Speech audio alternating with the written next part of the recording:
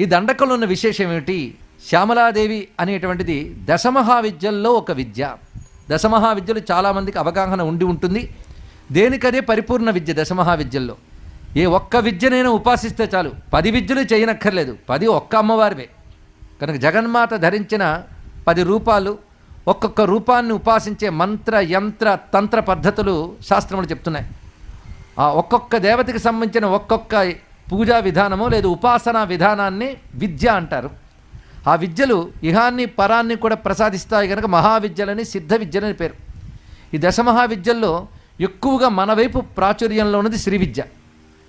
ఇది కాకుండా మిగిలిన 9 మహావిద్యల పేర్లు కూడా ఒక్కసారి స్మరించుకుందాం. కాళి, తార, 3వది శ్రీ విద్య అని త్రిపుర సుందరి, తర్వాత నుంచి చిన్నమస్త, బగళాముఖి, ధూమావతి, మాతంగి, షోడసి, భైరవి, కమలాత్మిక, భువనేశ్వరి.